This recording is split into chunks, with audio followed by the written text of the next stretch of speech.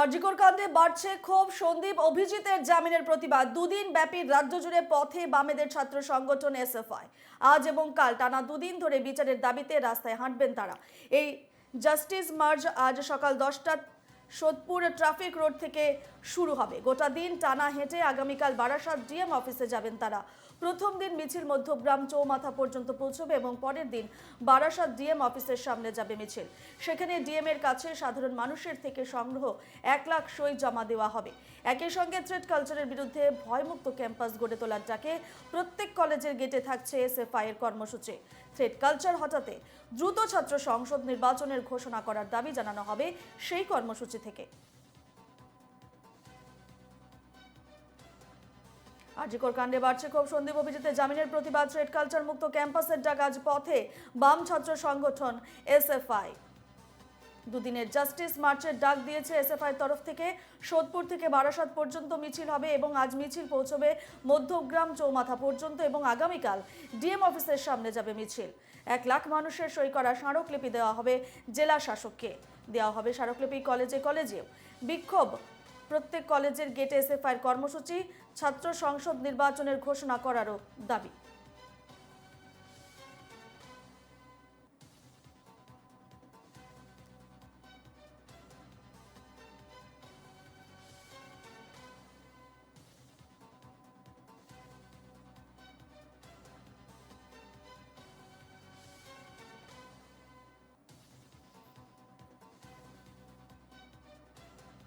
বিস্তারিত জানবো। ফোন লাইনে রয়েছেন আমাদের প্রতিনিধি মিন্টু চক্রবর্তী। মিন্টু, সন্দীপ অভিজিতের জামিনের প্রতিবাদ এবং থ্রেড কালচার মুক্ত ক্যাম্পাসের প্রতিবাদে আজ পথে নামছে বাম ছাত্র সংগঠন এসএফআই। দুদিনের জাস্টিস মার্চের ডাক। কি আপডেট? কখন শুরু হচ্ছে মিছিল? দেখো, নির্দিষ্ট টাইম ছিল 10টা থেকে। ভারতের ছাত্র ফেডারেশনের পক্ষ থেকে আজকে সোদপুর এবং বারাসাত, অর্থাৎ আজকে সোদপুর থেকে বারাসাতের উদ্দেশ্যে যাবে এবং কালকে ডিএম অফিস ঘেরাও করবে। অর্থাৎ থ্রেড কালচার সহ বিভিন্ন দাবি দাওয়া নিয়ে আরজিকর হাসপাতালে প্রাক্তন অধ্যক্ষ সন্দীপ ঘোষের জামিনের পরিপ্রেক্ষিতে সিবিআই 90 দিনের মাথায় চার্জশিট না দেওয়ার জন্য, যেহেতু সে জামিন পেয়ে গেছে, সেই তারই প্রতিবাদে সোদপুর ট্রাফিক মোড় থেকে আজকে সমস্ত স্কুল কলেজের ছাত্রছাত্রীরা এক পথ মানে রাস্তায় পথে নেমেছে বিচারের দাবিতে। এই মিছিলে কারা কারা উপস্থিত হতে চলেছেন মিন্টু, কি জানতে পারছো?